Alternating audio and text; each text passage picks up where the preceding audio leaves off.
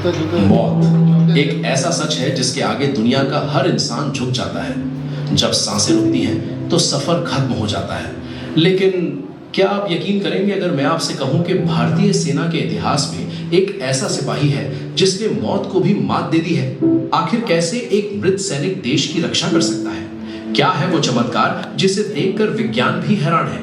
आज हम आपको सुनाएंगे एक ऐसी अमर कहानी जिसे सुनकर आपका सीना गर्व से चौड़ा हो जाएगा। मैडम को बोलो बोलो वो लाइट चल रहा है। अरे वाह हरभजन, तुम पर तो ये फौजी ड्रेस बहुत जच रही है। हाँ जी, बचपन से ही मेरा सपना था बड़े होकर मैं एक फौजी बनूंगा और देश की सेवा करूंगा। वाह, तुम्हारी ये सोच सच में कमाल है। अब ट्रेनिंग कब से शुरू है? बस कल से। वो ट्रेनर है। ओ उग्रवादी।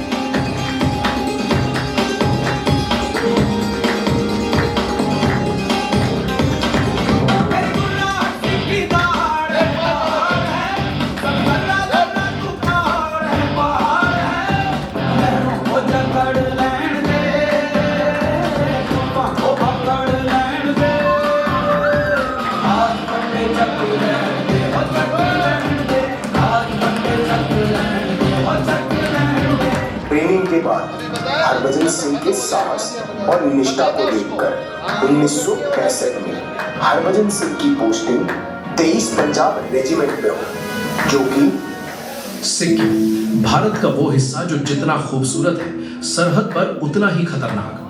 नाथुला पास समुद्र तल से 14,000 फीट की ऊंचाई। यहाँ हवा में ऑक्सीजन इतनी कम है कि सांस लेना भी एक जंग जीतने जैसा लगता है। सर्दियों में यहाँ तापमान -25 डिग्री तक गिर जाता है। इसी जानलेवा इलाके में 1960 के दशक में पंजाब रेजिमेंट की तैनाती हुई थी।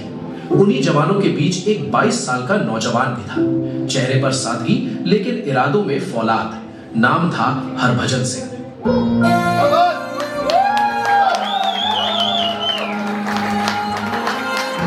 लेकिन दिमाग स्लो था।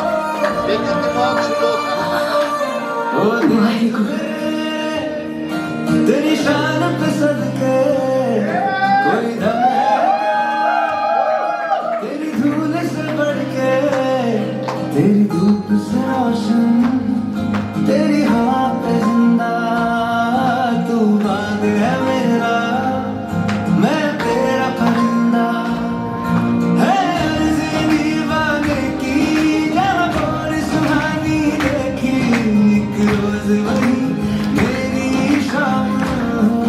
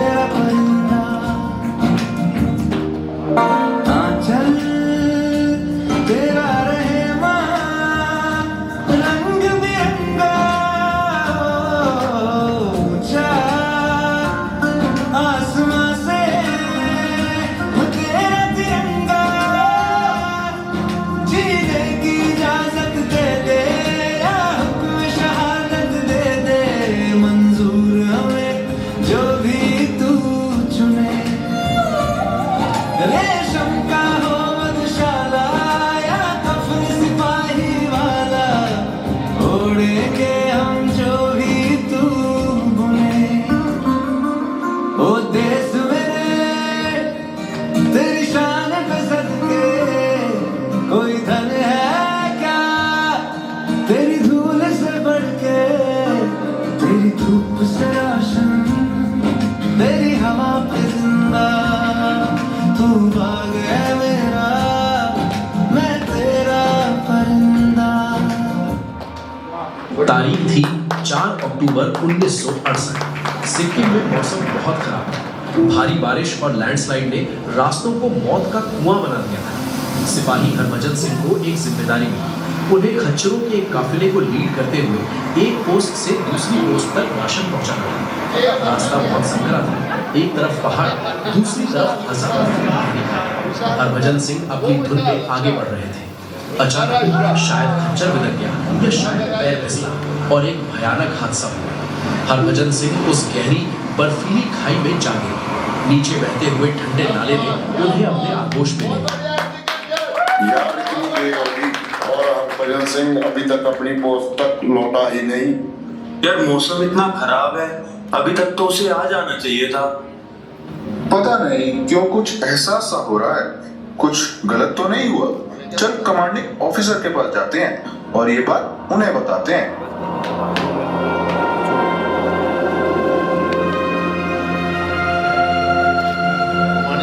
कमांडिंग ऑफिसर जवानों की बात सुनकर एक सर्च टीम भेजते हैं हरभजन सिंह को ढूंढने के लिए। एक दिन कर 5 दिन बीत जाते हैं, पर हरभजन सिंह का ना ही कोई निशान मिला और ना ही कोई आवाज।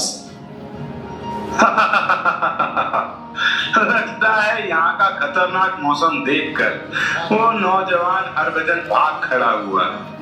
चलो उसे भगोड़ा घोषित कर देते हैं फौज से। नहीं यार, हरभजन भगोड़ा नहीं हो सकता। हाँ, वो तो इतना ईमानदार और देश से प्यार करने वाला था, वो भाग नहीं सकता। लेकिन आखिरकार वो गया कहाँ? चल प्रीतम सिंह सो जाते हैं।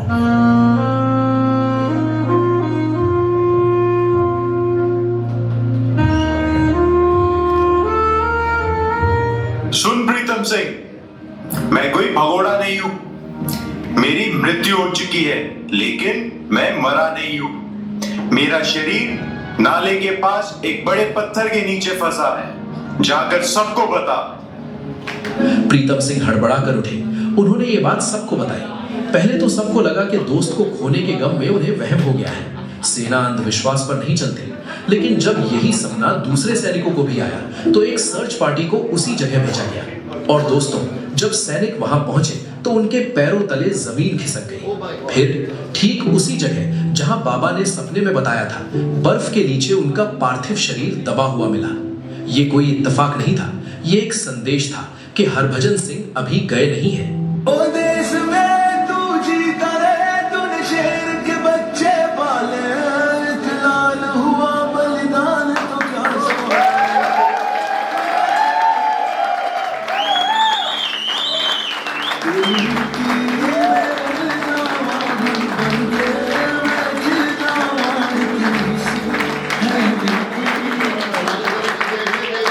एक बार 2 भारतीय सैनिक रात को ड्यूटी देते हुए ठंड से कांपते हुए। यार इतनी ठंड है और रात की ड्यूटी, लगता है बर्फ भी कह रही है मैं हार गई।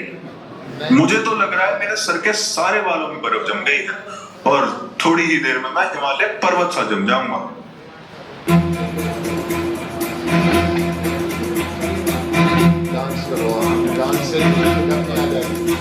कदमों से मिलते हैं कंधे, कदमों से कदम मिलते हैं, हम चलते हैं जब ऐसे तो दिल दुश्मन के हिलते हैं। कंधों से मिलते हैं कंधे, कदमों से कदम मिलते हैं, हम चलते हैं जब ऐसे तो दिल दुश्मन के हिलते हैं। अब तो हमें आगे बढ़ते हैं रहना, अब तो हमें साथी है बस इतना ही कहना, अब तो हमें आगे बढ़ते हैं रहना, अब तो हमें साथी है बस इतना ही कहना। अब जो भी हो शोला बन के पत्थर है पिघलाना, अब जो भी हो बादल बन के पर्वत पर है छाना। कदमों से मिलते हैं कंधे, कदमों से कदम मिलते हैं, हम चलते हैं जब ऐसे तो दिल दुश्मन के हिलते हैं। कंधों से मिलते हैं कंधे, कदमों से कदम मिलते हैं, हम चलते हैं जब ऐसे तो दिल दुश्मन के हिलते हैं। आजा आग जलाते हैं। आग सेकते सेकते दोनों की आंख लग गई।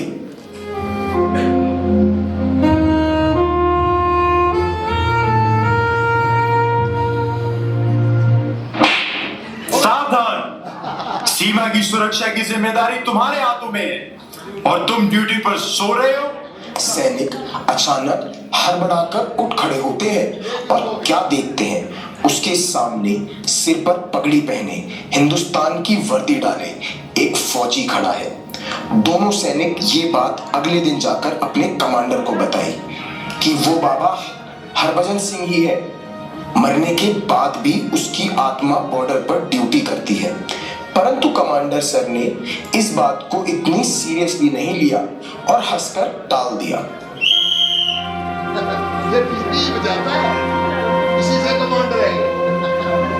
सन 1972 इंडिया चीन बॉर्डर पर तनाव की खबरें लगातार समाचार पत्रों में दिखाई दे रही थी। भारतीय सेना को भी अलर्ट जारी कर दिया गया था कि वे सतर्क रहे। इसी गर्मा गर्मी के माहौल में एक दिन भारतीय सेना को चीनी सेना का एक पत्र मिलता है।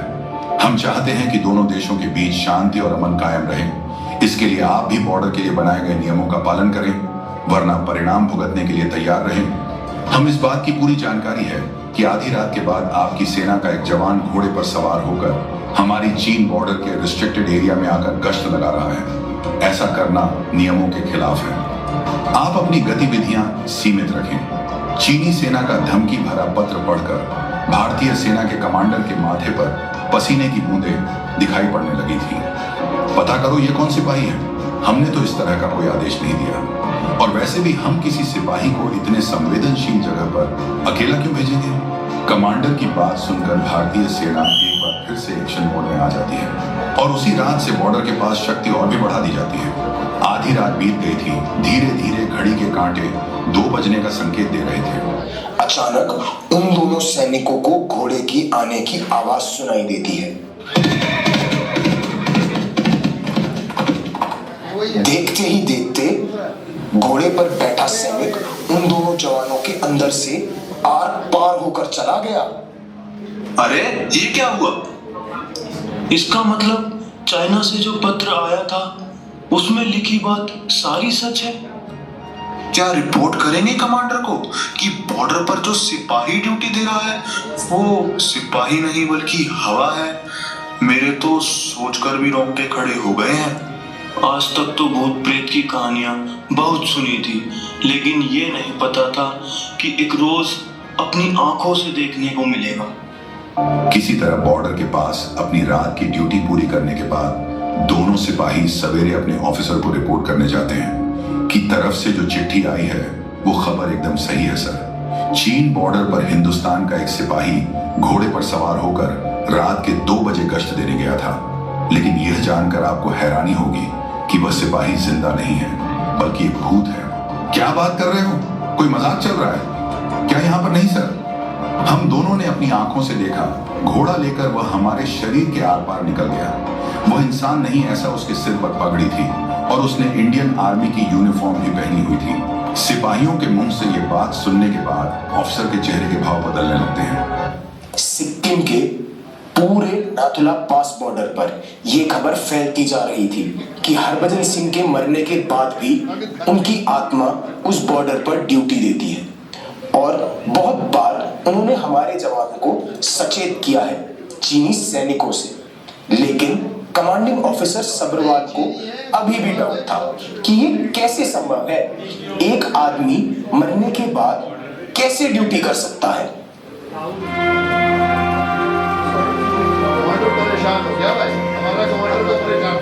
बॉर्डर पर तनाव की खबरों के बीच एक दिन ऑफिसर सब्रवाल रात को जब सो रहे थे तो करीब 11 बजे हरभजन सिंह उनके सपने में आए।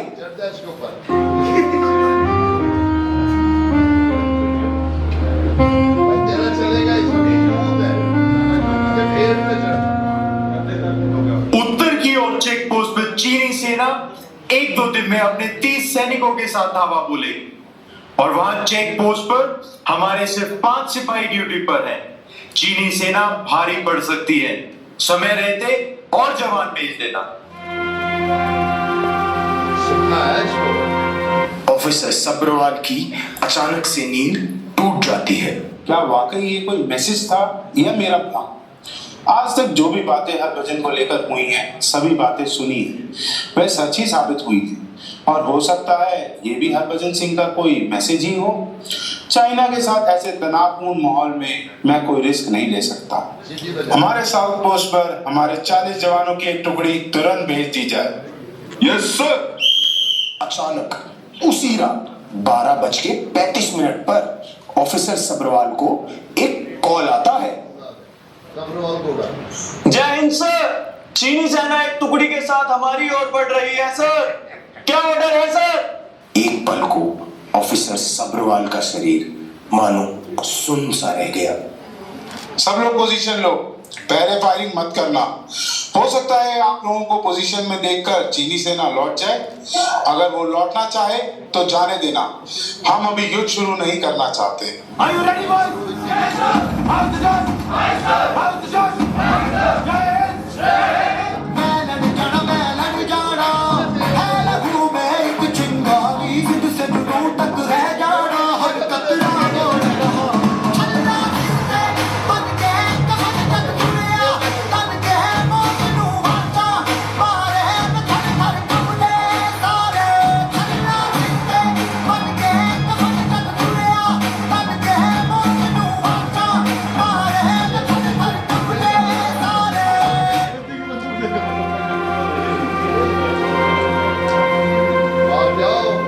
यार, हमें पूरी पक्की खबर थी इस चेक पोस्ट पे सिर्फ 4 या 5 हिंदुस्तानी सैनिक ही तैनात हैं।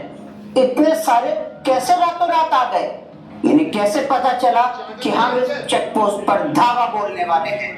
ऐसा कैसे हो सकता है? कौन इनको खबर देता है? भाई उल्टे पैर भाग लो, नहीं तो सब मारे जाएंगे। हिंदुस्तानी सैनिक चीनी सैनिकों को भागता देख भारत माता की जय, भारत माता की जय, भारत माता की जय। इस घटना के बाद यह साबित हो गया कि Harbhajan Singh Indo China border छोड़कर कभी गए ही नहीं। उनका शरीर चाहे खत्म हो गया हो, लेकिन आत्मा आज भी वही है। उन्होंने अनेकों बार बॉर्डर पर अपने साथियों की मदद की है। वह आज भी एक अदृश्य शक्ति बनकर बॉर्डर पर तैनात सैनिकों की रक्षा और सहायता करते हैं। भारतीय सैनिकों के मन में उनके लिए इतना श्रद्धा और विश्वास है कि उनके नाम से गैंगटॉक में एक मंदिर भी बनाया गया है। एक सच्चे देशभक्त को देश सेवा करने से मौत भी नहीं रोक सकती। बाबा हरभजन सिंह की देश के प्रति भाव देखकर भारतीय सेना ने एक बार फिर उनकी तनख्वाह और भत्ते वापस शुरू कर दिए और उन्हें एक आम सैनिक की तरह पोस्टिंग और छुट्टी भी दी जाने लगी।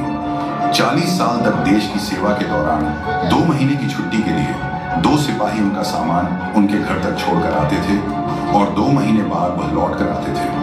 वैसे तो कहते हैं कि अब बाबा को आर्मी से ऑफिशियल रिटायरमेंट दे दिया गया है, लेकिन जिस सैनिक को अपनी ड्यूटी करने से मौत नहीं रोक सकी, रिटायरमेंट क्या रोक पाएगा?